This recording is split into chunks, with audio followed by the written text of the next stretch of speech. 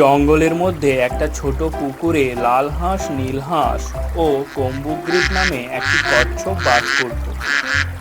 তারা একে অপরের খুব ভালো বন্ধু।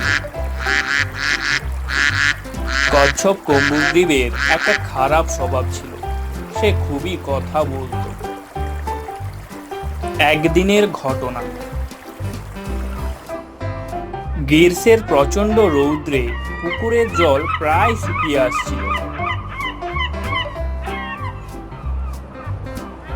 কচ্ছপ কম্বুগ্রিপ লাল হাঁসকে বলল, ওহ, জল কোথায় গেল? চারিদিকে শুধু কাদা। এই পুকুর শুকিয়ে গেলে আমি কি করব? লাল হাঁস বলল, চিন্তার কিছুই নাই বন্ধু, আমরা তো আছি।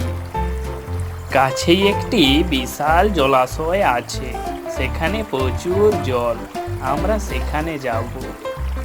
নীল হাঁস বলল, কোয়াক কোয়াক, হ্যাঁ, কিন্তু মুশকিল হলো তুমি তো আর উড়তে পারো না, হেঁটে গেলে পথেই মারা পড়বে।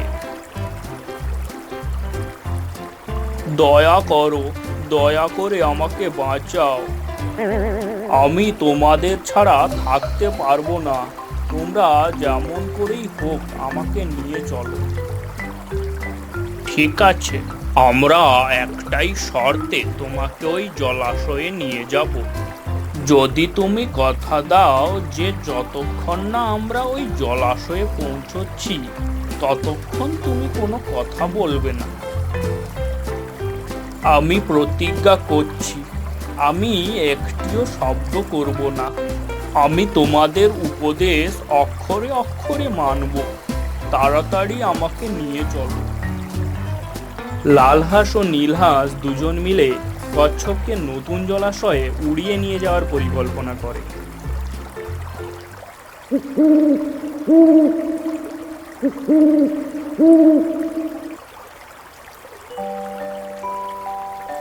তারা একটা গাছের ডাল জোগাড় করে নিয়ে এলো।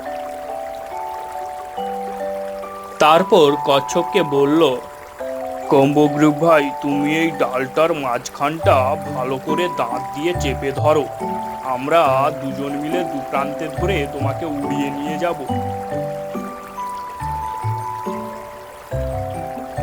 কিন্তু হ্যাঁ, আমাদের দেওয়া শর্ত যেন ভুলে যেও না।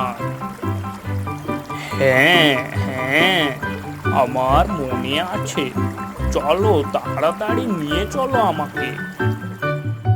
এই বলে কচ্ছপ ডালটির মাঝখানটা মুখ দিয়ে ধরল এবং লাল হাঁস ও নীল হাঁস ডালটির দুটি প্রান্ত ঠোঁট দিয়ে ধরে গ্রামের উপর দিয়ে আকাশপথে উড়ে চলল।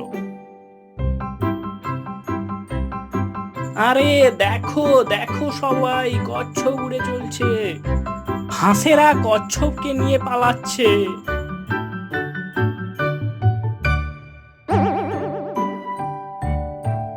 দুটি হাঁস কচ্ছপ নিয়ে উড়ে যাচ্ছে। এই দৃশ্য দেখে নিচে গ্রামের লোকেরা হৈ হৈ করতে লাগলো। তা দেখে কচ্ছপ উদ্বিগ্ন হয়ে ওঠে।